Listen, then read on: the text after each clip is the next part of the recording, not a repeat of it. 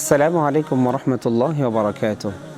إن الحمد لله والصلاة والسلام على رسول الله وبعد.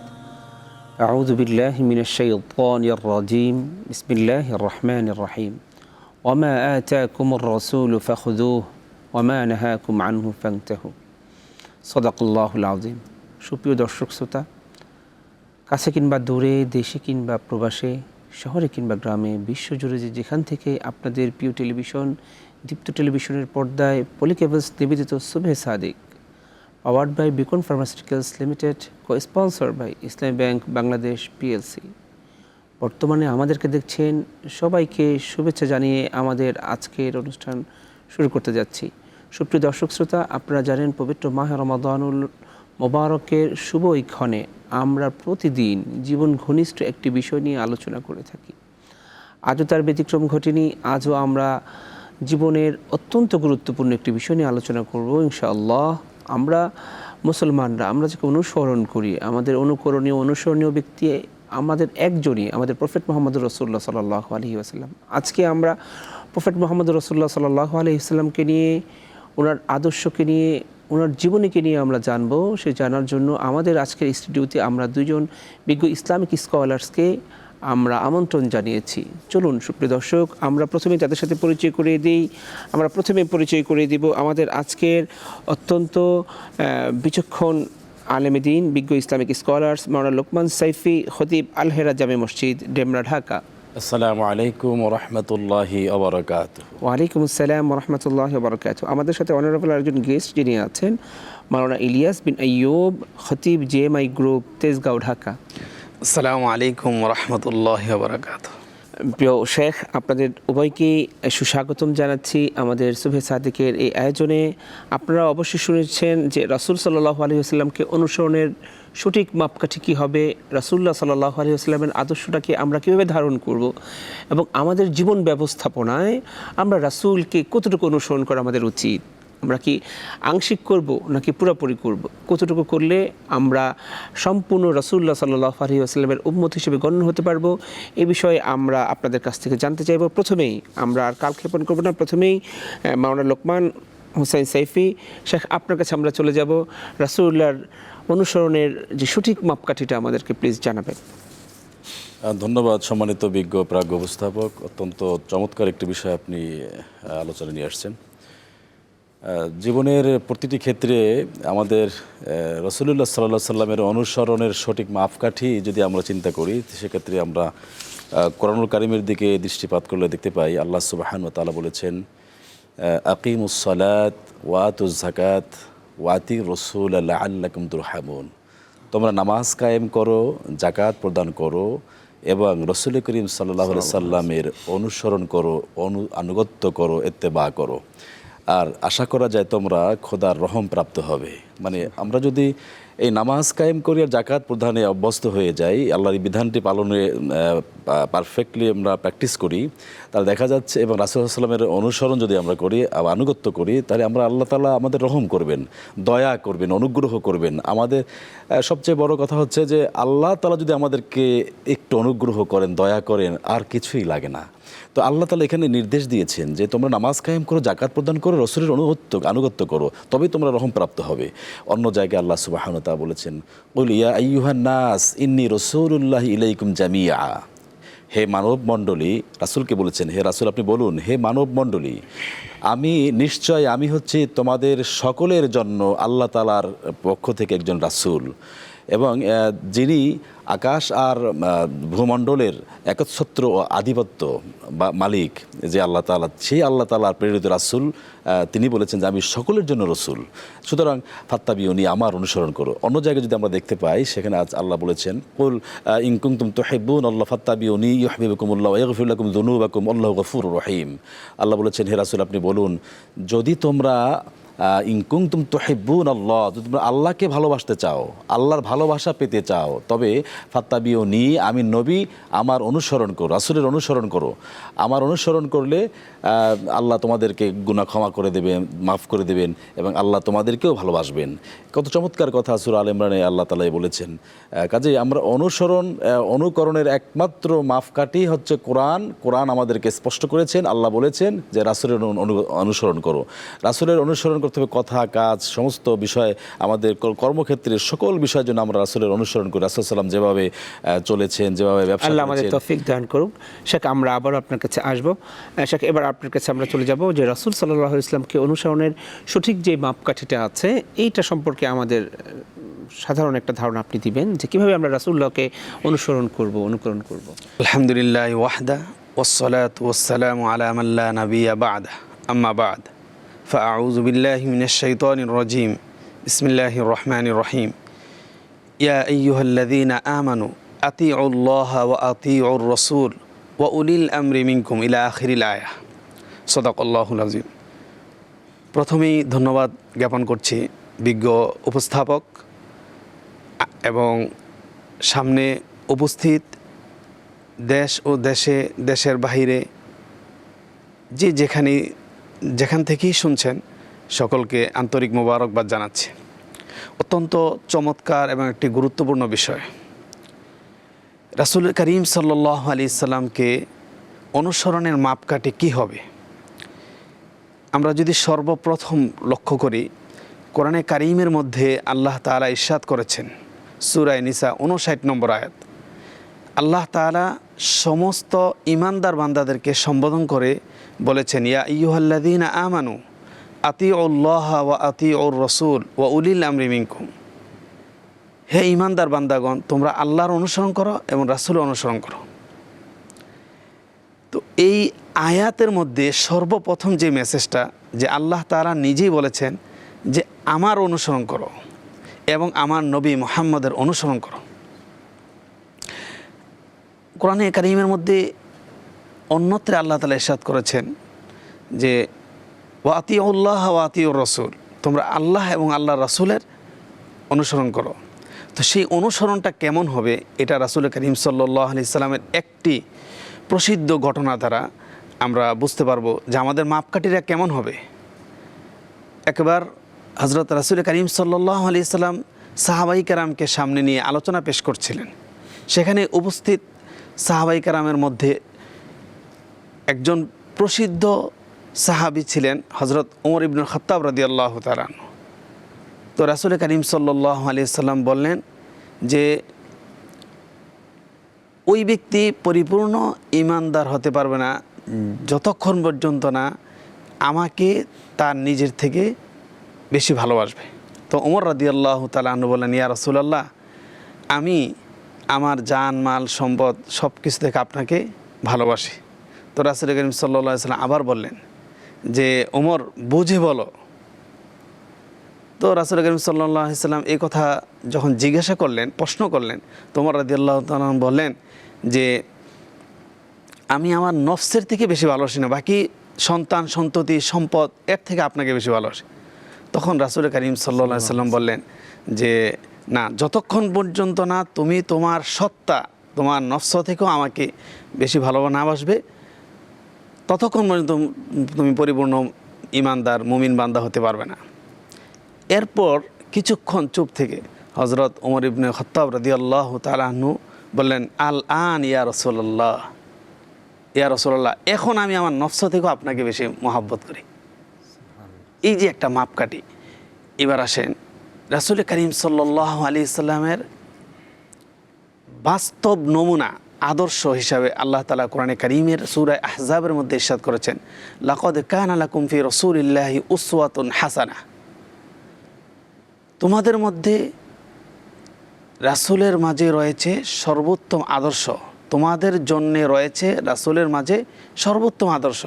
তো আমরা একদম জন্ম থেকে মৃত্যু পর্যন্ত আমার ব্যক্তিগত জীবন, পারিবারিক জীবন, সামাজিক, রাষ্ট্রীয়, আমার সমস্ত কার্যক্রমের মধ্যে আমার একদম বাস্তব নমুনা হবে রাসূল।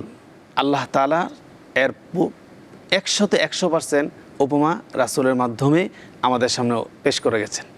এমনকি একজন ইমানদার বান্দা সে তার প্রতিটি কদমে প্রতিটি মুহূর্তে রাসূল করিম সাল্লাল্লাহু আলাইহি সাল্লামের বাস্তব আদর্শকে সামনে রেখে চলতে পারবে।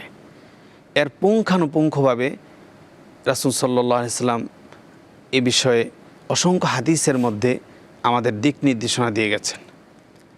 সাথে সাথে আরেকটি বিষয়, সেটা হলো যে কোরআনে কারিমের মধ্যে আল্লাহ তাআলা রাসূল সাল্লাল্লাহু আলাইহি সাল্লামের আদর্শকে আমাদের মডেল হিসাবে গ্রহণ করার জন্য দিক নির্দেশনা দিয়েছেন। নিঃসন্দেহে সেই হিসাবে আমরা অনেক সময় ফলো করি, কাকে আমি ফলো করব। আমার জীবনের সবচেয়ে উত্তম আদর্শের মাপকাঠি হলেন একমাত্র রাসূল করিম সাল্লাল্লাহু আলাইহি সাল্লাম। যখন আমি এভাবে নিজের ব্যক্তিগত জীবন, পারিবারিক, সামাজিক, রাষ্ট্রীয় পরিচালনা করব, তখনই আমি হতে পারবো একজন খাঁটি ওয়ারিসে নবী। তাছাড়া যদি ধরেন যে রাসূল সাল্লাল্লাহু আলাইহি ওয়াসাল্লামের যে আদর্শগুলো আছে, রাসূলুল্লাহ সাল্লাল্লাহু আলাইহি ওয়াসাল্লামের যে সুন্নাহগুলো আছে, ধরেন যে একজন মানুষ মিসওয়াক করে কিন্তু সে দাড়ি রাখে না, সে একটা রাসূলের একটা সুন্নাহকে সে আঁকড়ে ধরেছে আর একটা সুন্নাহকে সে হচ্ছে এটাকে পরিত্যাগ করেছে, সেক্ষেত্রে সে রাসূলের প্রকৃত অনুসারী কিনা? হ্যাঁ, তা রাসূল সাল্লাল্লাহু আলাইহি সাল্লামের একটি সুন্নাহকে যদি কেউ গ্রহণ করে, আমল করে, সে অনুসারী হবে, কিন্তু যেগুলো ছেড়ে দিয়েছে এগুলোর জন্য সে অনুসরণ করতে হবে। মানে সে হচ্ছে রাসূলুল্লাহকে মানে তার সুবিধা মতো অনুসরণ করলো, আর যেটা ছেড়ে দিল সেটা হচ্ছে তার সুবিধা মতো ছেড়ে দিল, এরকম। কিন্তু যদি আমরা রাসূলুল্লাহ সাল্লাল্লাহু আলাইহি ওয়াসাল্লামকে অনুসরণ করি তাহলে আমাদের উচিত এটাই কিনা যে পরিপূর্ণভাবে রাসূলকে অনুসরণ করা উচিত? জি, আমাদের উচিত পরিপূর্ণভাবে রাসূল। শেখ, আমরা আপনার কাছে আবারও আসবো। সম্মানিত শেখ, আমরা আপনার কাছে যেতে চাই, প্রশ্ন নিয়ে আমরা জানতে চাই যে রাসূল সাল্লাল্লাহু আলাইহি ওয়াসাল্লাম যে সমস্ত কাজগুলোকে পরিহার করেছেন এবং রাসূলুল্লাহ সাল্লাল্লাহু আলাইহি ওয়াসাল্লাম যে কাজগুলোকে আঁকড়ে ধরেছেন, সুন্নাহ যেগুলো রাসূলের, এই সুন্নাহগুলোকে আমরা কীভাবে অনুসরণ করব এবং আমাদের কতটুকু অনুসরণ করা উচিত, এবং যেগুলো পরিহার করেছেন এবং যেগুলো করেননি, যেগুলো আমাদের সমাজে বর্তমান অবস্থাতে বিদআহ হিসাবে গণ্য, এই কাজগুলো থেকে বিদআহ থেকে আমাদের কীভাবে বিদআহকে আমাদের পরিহার করতে হবে এবং বিদআহ থেকে আমাদের কীভাবে বেঁচে থাকতে হবে, প্লিজ এই বিষয়ে আমাদেরকে একটু জানান। ধন্যবাদ সম্মানিত উপস্থাপক। নবী করিম সাল্লাল্লাহু আলাইহি সাল্লাম হচ্ছেন আমাদের জীবনের উত্তম আদর্শ। মা আয়েশা সিদ্দিকা রাদিয়াল্লাহু তাআলা আনহার কাছে সাহাবীরা এসে প্রশ্ন করলেন যে উম্মুল মুমিনিন, রাসূলের চরিত্র কেমন ছিল? তো রাসূল সাল্লামের চরিত্র নিয়ে যখন কথা চলছিল তখন আয়েশা রাদিয়াল্লাহু তাআলা আনহা তিনি বলেছিলেন যে তোমরা কি কোরআন পড়ো না? গোটা কোরআনই হচ্ছে রাসূল সাল্লামের আদর্শ বা চরিত্র। কারণ এই কোরআন হচ্ছে এমন একটি কিতাব, এটা চলমান কোরআন, রাসূল ছিলেন একদম চলমান কোরআন। তো রাসূল সাল্লাম, আল্লাহ তাআলা বলছেন মা ফাররাতনা ফিল কিতাবি মিন শাই, এটি এমন একটি কিতাব যার ভিতরে সব কিছুই আল্লাহ বর্ণনা করেছেন, কোনো কিছু বাদ রাখতে মানে ত্রুটি করেননি, মানে বাদ রাখেননি। কাজেই এই কোরআনটাই হচ্ছে আমাদের মা আতাকুম রাসূলু ফাখুযুহু ওয়া মা নাহাকুম আনহু ফান্তাহু। এখানে সূরা হুজরাতের যে আয়াতটি শুরুতে আপনি তেলাওয়াত করেছিলেন, তো সেটাই আমি রিপিট করলাম যে রাসূল সাল্লাম যা তোমাদেরকে নির্দেশ করেন তা তোমরা আঁকড়ে ধরো, যা নিষেধ করেন তা থেকে বিরত থাকো। তো এখন আল্লাহ তাআলা রাসূল সাল্লাম এবং কোরআন যেটা বলেছেন আমাদেরকে, যেখানে হারাম করেছেন যেটা, সেটা আমাদের মানতে হবে, যেটা হালাল করেছেন সেটা অবশ্যই আমাদেরকে রিসিভ করতে হবে। যদি আমরা এখানে একটা কথা, কোরআনের একটি আয়াত যদি আমরা আনি যে ওয়া ইন্নাকা লাআলা খুলুকিন আযীম, যে রাসূলের যে চরিত্র ছিল সেটা কতটা মহান ছিল, যদি একটু প্লিজ। উত্তম খুলুকিন আযীম বলেছেন যে নিশ্চয় নবী আপনি হচ্ছেন উত্তম চরিত্রের আধার। তাই রাসূল সাল্লামকে যেখানে সার্টিফিকেট দিয়েছেন আল্লাহ তাআলা, যে আজিম শব্দ ব্যবহার করে, যে আপনি উত্তম চরিত্রের আধার আপনি, কাজেই রাসূল সাল্লামের অনুসরণ আমরা পরিপূর্ণভাবে যদি অনুসরণ করি তবেই না আমরা খাঁটি ঈমানদার এবং খাঁটি উম্মত হতে পারি। কিছু অংশ মানলাম আর কিছু মানলাম না, আফাতুমিনুনা বিবাদিল কিতাব ফাতাকফুরুন, কিছু মানবে অতাকফুরুন বিবাদ, কিছু মানবে কিছু অস্বীকার করবে, তা তো আল্লাহ তাআলা নিষেধ করেছেন এভাবে। ধরেন যে আমি প্রচার করলাম, এটা অন্য কিছু না, আমি সরাসরি বলি যে আমি প্রচার করলাম যে আমি আশিক রাসূল, কিন্তু সেই আমার মুহূর্তে সুন্নাত নেই আমার ভিতরে। সেই মুহূর্তে আমি সুন্নাহ মানছি না। ধরেন যে আমি দাড়ি রাখছি না, কিন্তু আমি বলছি আমি আশিকে রাসূল। হ্যাঁ, আমি মিসওয়াক করছি না, আমি সুন্নাহ ভিত্তিক যে জীবনযাপন, সুন্নাহ ভিত্তিক যে ড্রেসগুলো আমার পরা উচিত, আমি সেগুলো মানছি না, কিন্তু হচ্ছে আমি বলছি আমি আশিকে রাসূল। আসলে এটা কি যুক্তিযুক্ত কিনা? আশেকে রাসূল হতে হলে তো রাসূলের পরিপূর্ণ আশেক হতে হবে, রাসূলের পরিপূর্ণ অনুকরণ করতে হবে। এখন আমরা এটা তো হলো আর্টিফিশিয়াল আশেক, মানে সে মুখে বলছে আশেক কিন্তু ভিতরে যেমন বেদানার ভিতরে সব দানায় ভরা, কিন্তু নাম হচ্ছে বেদানা। হ্যাঁ, তাহলে নাম হলো বাদশাহ মিয়া, কিন্তু সে ভিক্ষা করে খায়। এখন যদি এরকম হয় যে আশেকে রাসূল, কিন্তু আসলে সে রাসূলের কোনো অনুসরণই সে করে না, কোনো সুন্নাত সে মানে কিন্তু না, সে ঘোষণা করছে আমি আশিকে রাসূল। বেদাত করে। আর বেদাত হচ্ছে নতুন আবিষ্কার, নব্য সৃষ্টি। ইবাদতের মধ্যে এমন কিছু নতুন আবিষ্কার করে ইবাদতে সংযোগ করা যা সওয়াব মনে করা হয়, এটা বেদাত। এবং অনেকে বেদাতকে দুই ভাগে ক্লাসিফিকেশন মানে করেছে, সওয়াব মনে করেই গুনাহগুলো করা হচ্ছে। তাহলে সেটা তো রাসূল সাল্লাল্লাহু আলাইহি ওয়াসাল্লাম তো এই বেদাতকারীদের থেকে অবস্থাটা এরকম হবে, তারা যখন হাউজে কাউসারের কাছে আসবে তখন রাসূল সাল্লাল্লাহু আলাইহি ওয়াসাল্লামের সামনে অটোমেটিকলি পর্দা পড়ে যাবে। তখন রাসূল বলবেন এদেরকে আসতে দাও। তো ফেরেশতারা বলবে ইয়া রাসূলুল্লাহ, এরা আপনার উম্মতের মধ্যে এমনই এক দল ছিল যারা আপনার বিভেদ সৃষ্টি করে নতুন কিছু সৃষ্টি করে আপনারটা ভায়োলেট করে নতুন কিছু সৃষ্টি করে তারা করেছে। অর্থাৎ মানুষের মস্তিষ্ক উদ্ভাবিত চিন্তা চেতনা দিয়ে যদি কিছু তৈরি করা হয় যেটা রাসূল সাল্লাল্লাহু আলাইহি ওয়াসাল্লাম করেন নাই, সাহাবীরা করেন নাই, সেটা যদি আমি মনে করি যেটা অনেক সওয়াবের কাজ, তাহলে সেটাই হচ্ছে বেদাত। এইরকম অনেক কিছু আমাদের দেশে চলছে, কিন্তু এগুলো থেকে আমাদের পরিত্রাণ করতে হবে, এখান থেকে বেরিয়ে আসতে হবে এবং রাসূলের পরিপূর্ণ সুন্নাত অনুসরণ করতে হবে। আমরা প্রত্যেকটি ইবাদতের ভিতরে কিছু বেদাত আমরা দেখতে পাই, এবং এটা তৈরি করেছেন কিছু কিছু ওলামায়ে কেরামরাই দেখছি তারা করছেন। কিন্তু এখান থেকে তাদেরকে যদি বলা হয় যে অথেন্টিক কোরআন হাদিসের মাধ্যমে আপনি সঠিক বিষয়গুলোই আপনি পালন করুন এবং আসলে তাহলে পরিপূর্ণ অনুসরণ করা হবে। এবং আসলে অনুসরণের সঠিক মাপকাঠি হচ্ছে কোরআন। যদি আচ্ছা শেখ, আমরা আরেকটা প্রশ্ন যেতে চাই, সম্পর্কে একটা প্রশ্ন, যে রাসূল সাল্লাল্লাহু আলাইহি ওয়াসাল্লামকে আমরা কিভাবে আনুগত্য করব? আমাদের আনুগত্যটা কেমন লেভেলের হবে? আমাদের আনুগত্য হবে, এটি একটি ফরজ আনুগত্য হবে, আতিউল্লাহ আতিউর রাসূল উলিল আমরি মিনকুম। তোমরা আল্লাহর আনুগত্য করো, রাসূলের আনুগত্য করো। আল্লাহ রাসূলের আনুগত্য করলেই আল্লাহর আনুগত্য করা হবে। এখানে আমরা একটা হাদিস আমি বলি, সেটা হচ্ছে রাসূল আকরাম সাল্লাল্লাহু আলাইহি ওয়াসাল্লাম এক সাহাবী বলছেন যে বায়াতু আলান রাসূল বায়াতু আলান নবী সাল্লাল্লাহু আলাইহি ওয়াসাল্লাম আন আকিমুস সালাত আতুজ যাকাত অনুসি লিকুল্লি মুসলিমিন। আমরা এই মর্মে রাসূলের সাথে অঙ্গীকার আবদ্ধ হয়েছি, বায়াত গ্রহণ করেছি যে আমরা নামাজ প্রতিষ্ঠা করব, যাকাত প্রদান করব এবং সকল মুসলমানের কল্যাণ কামনা করব। আমি যদি সকল মুসলমানের কল্যাণ কামনা করি তাহলে আমাদের ভিতরে কোনো দ্বন্দ্ব থাকে না, কোনো ফেরকা থাকে না, কোনো ধরনের অকল্যাণ আমাদের আসতে পারে না, অনিষ্টতা আমাদের আসতে পারে না। কল্যাণ কামনা করছি, ভালো কাজ চিন্তা করছি। অন্য একটা হাদিস যদি আপনি দেন, আনাস ইবনে মালিক রাদিয়াল্লাহু আনহু থেকে বর্ণিত, তিনি বলেছেন রাসূল সাল্লাল্লাহু আলাইহি ওয়াসাল্লাম আনাসকে বলছেন, বেটা সকাল থেকে সন্ধ্যা পর্যন্ত, সন্ধ্যা থেকে সকাল পর্যন্ত এমনভাবে তোমার লাইফটা লিড করো, জীবন পরিচালনা করো যে তোমার মনের ভিতরে অন্যের কোনো অকল্যাণ করার চিন্তাটুকু রাখবে না। আর এটাই হচ্ছে আমার সুন্নাত, এটা হচ্ছে আমার আদর্শ। এই আদর্শ যে অনুসরণ করবে ওকানা মাইফিল জান্নাত, সে আমার সাথে জান্নাতে অবস্থান করবে। সুবহানাল্লাহ, সুবহানাল্লাহ। আচ্ছা শেখ, আমরা একটা জানতে চাচ্ছি যে আমরা যখন রাসূলুল্লাহ সাল্লাল্লাহু আলাইহি ওয়াসাল্লামকে অনুসরণ করব, শেখ আমরা আপনার কাছে যেতে চাচ্ছি যে সেক্ষেত্রে আমরা আমাদের কতটুকু উচিত যে সাহাবায়ে কেরাম রিদওয়ানুল্লাহ তাআলা আলাইহিম আজমাইনদেরকে অনুসরণ করা? একদম অল্প কথায় আমাদের উত্তরটা দেবেন শেখ। মাশাআল্লাহ, আল্লাহ তাআলা কোরআনে কারীমের সূরা বাকারার মধ্যে ইরশাদ করেছেন, আমিনু কামা আমানান নাস, যে তোমরা ঈমান আনো সাহাবায়ে কেরামের ঈমানের মতো। তো সাহাবায়ে কেরামের ঈমান কেমন ছিল? যখন তাদের সামনে রাসূল প্রেরণ করা হয়েছে সাথে সাথে তারা মেনে নিয়েছেন।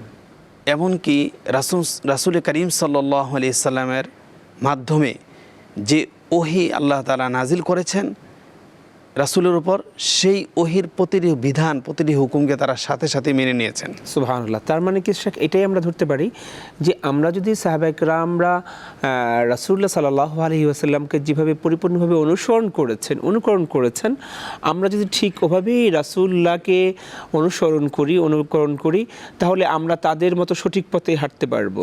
যে এর মধ্যে ছোট্ট একটি বিষয়, সেটা হলো সামি'না ওয়া আতা'না। আল্লাহ তাআলা ইরশাদ করেছেন যে সাহাবায়ে কেরামের সবচেয়ে বড় গুণ ছিল তারা শুনেছেন আর অনুসরণ করেছেন।